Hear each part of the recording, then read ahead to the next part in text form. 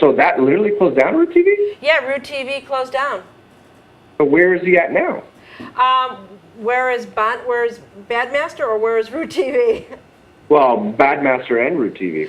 Badmaster, he comes to the Leer Assad, the dungeon that we go to. So when you come out here, you'll be invited to all the dungeons. You'll have a great time, and you'll meet him. Very cool. But he is around. But we have a question in the chat room. Let's hear it. Go for it. 1 second, please. He would like to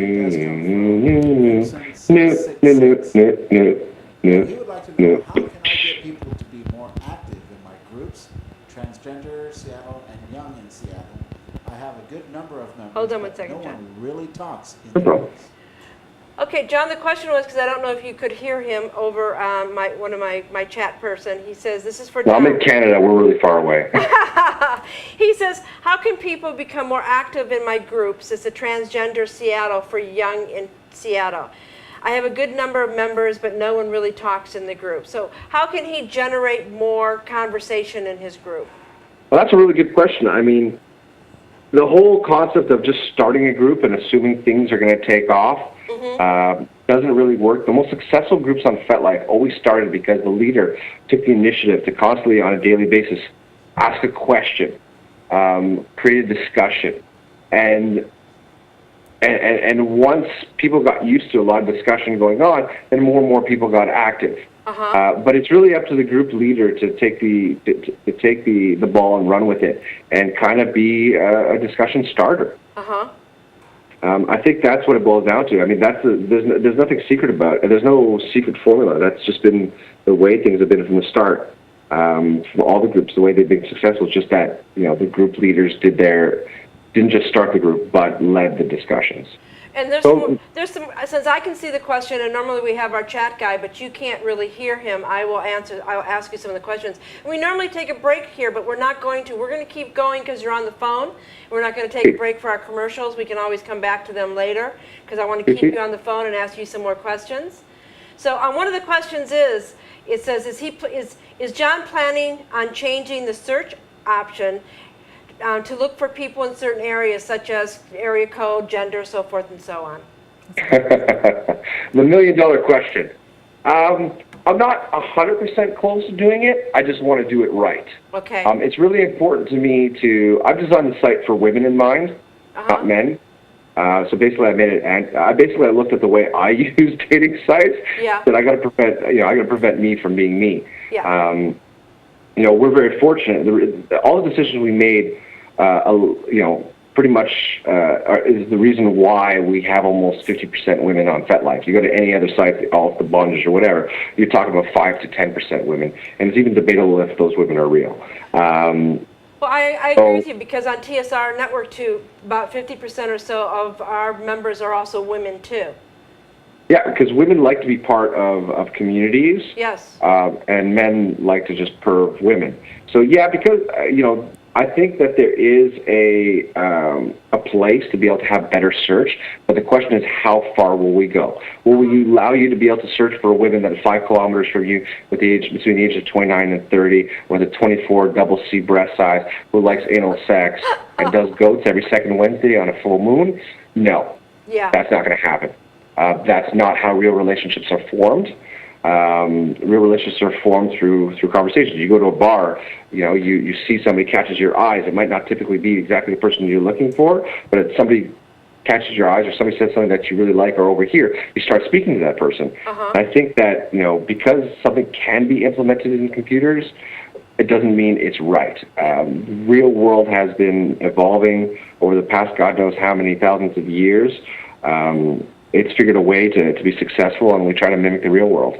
So in the real world, you can't just search for somebody's specific age, sex, size. It doesn't work that way. Yeah, and they also want to know if you're eventually going to have a chat room. You can send them over to my chat room. We'll definitely be having chat. We just won't announce the date yet. Yeah. We definitely have a good feeling of when it'll be released. Yeah. And exactly what it'll look like, but we just don't feel comfortable saying the date just yet. Yeah. Yeah, and so let's go back to, you said that you did some entertainment stuff with your family or your friends, and then how did you really get the concept of FetLife in your head and get this going? Because it really it flew up really fast. Yeah, and we did zero marketing. It was all word of mouth marketing. And it wasn't even by Google, because only 4 out of the millions and millions of pages that are on FetLife are even searchable by Google. Yeah. So basically, I was a paying member of Alt. I was a paying member of Alt Adult Friend Finder. To be honest, I've never been on bondage.com before, and even after, I still can't figure out how to use it. But anyways, they're going bankrupt. Who cares? Yeah. So basically, I was like, dude, I hate this site. They treat me like shit. For some odd reason, nobody contacts me until 3 days after my subscription expires, and then I'm like, oh, somebody contact me. I guess I'll renew my subscription. Try to speak to them, and they never respond back to me. And I'm like, damn! Once again, they caught me with my pants down. It's not a real damn person. And I was like, and I searched around. I'm like, the kinky community, the BDSM community has such shit sites. Yes. They deserve so much better. So I woke up one day, I said, you know what? The one thing in life that I've always loved doing, the one thing that got me going is picking fights. So I decided I would pick a fight with everybody in the kinky community who's just trying to make a buck. Because not even kinky, who's just trying to make a buck off the community. Yeah. And by trying to sell them the potential of having sex with some hottie who doesn't even know they exist. Well, what are the things that you have that's different than a lot of the sites is, and I really, really commend you on this, is the fact that you have people that have volunteered to moderate the site itself, and these are members. I don't think these are paid people that are getting paid, but these are people that volunteer to go and monitor the site to make sure that the site is running properly and that people are abiding by some sort of compassion. Right. Well, I mean, it's really just making one good decision after another. I mean, my background is user experience. Well, I was one of the first people to ever graduate from software engineering in Quebec, and I focused my education on user experience design. Basically, everything you design on a screen promotes a certain type of interaction, and we thought very carefully about what type of interactions we want to promote. So one aspect of it is just designing to promote what we considered good interaction between people. Yes. Not promoting what will sell the most amount of subscriptions. Because we didn't have a subscription model, our objective wasn't like, okay, how do we get people to pay a certain amount of money every month? It was more, how do we just create the best possible place for Kinksters to hang out? So at least we didn't have that constraint right off the bat, or still don't have that constraint. Secondly, we were good people and had good intentions. And thirdly, we're real engineers and real designers working on the site. There's myself and there's James, who is easily and constantly being tried to be poached from Facebook and Twitter. Big, so it's we don't have shit people working for us. These companies, they don't know what it is to hire the best of the best. They just say to them, the programmer's a programmer.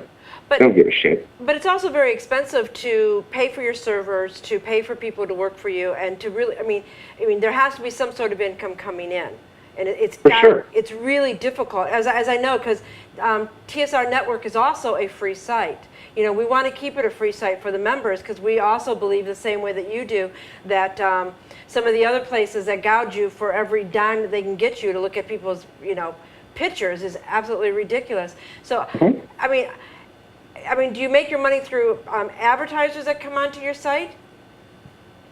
I mean, the people who do that are very short-sighted, and they're looking for the quick buck quickly. We were doing the long play, and we're trying to create value for our members. Initially, I mean, basically the two ways we make money is advertisement and donations from our members. And majority of our money is donations from members. The advertising industry in the adult community is extremely poor. I mean, if I had FetLife and it wasn't kink oriented and it was vanilla oriented, I'd make about 10 to 15 times the amount of money I make on advertisement. Because the rate per impression is at least 10 times more in the vanilla community. What people are paying 10 cents per 1,000 impressions on FetLife, you go to any vanilla site and you're looking at $1, $2, $5, $25. Yeah, I looked at your prices on your ad space, and I thought they were very, very reasonable. In fact, yeah, but we will be taking out an ad for TSR Network, the first kink network. Sounds good. Yeah, does that sound good? Sounds great. Yeah, and I was so excited about having you on the show, and I think we have a question in the chat room again. So if you could hold on while Richard gives us the answer. Richard?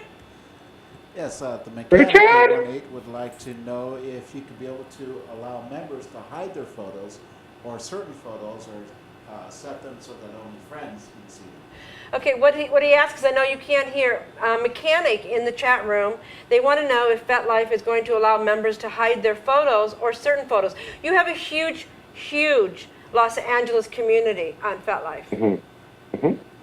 And a lot of them are here on TSR too, so this is great that they're all in the chat room wanting to ask you wonderful questions about two beloved sites. I'm trying to watch the live camera, but I can't figure out how to watch it on your site. Oh, you go to TSR Kink TV, the tab, and you press on that. TSR Kink. You see it? Trying to, but I can't find it. Anyways, I'll answer the question.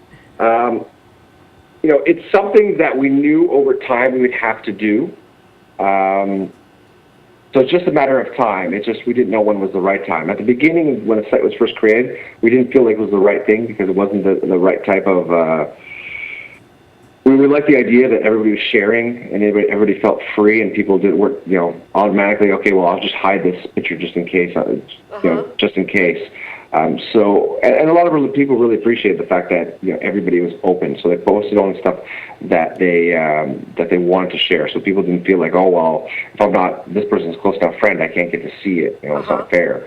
But as we get bigger, there's more and more need to be able to have more privacy. So it's definitely something that we know we're going to have to implement eventually. The question is timing. You design a site very differently when you design a site for 10 people, then 1,000 people, 10,000 people, than when you're 270,000 people. Yeah. We appreciate that. We appreciate that privacy is more important as we get bigger and more well known, and we will make an effort to allow you to share it with just share your pictures, writing with just friends or everyone. That would be great. There's more people that are in the chat room. There is Divinity Below. There is T100. There is Subtype. There is Mechanic. There is Selena. There is Living Dead Girl. So a lot of people are coming in. There's Ghost Rider. There's a lot of people that are coming in and wanting to ask questions. And then there's also Cherry. So they're so excited about the fact that you're on the show because,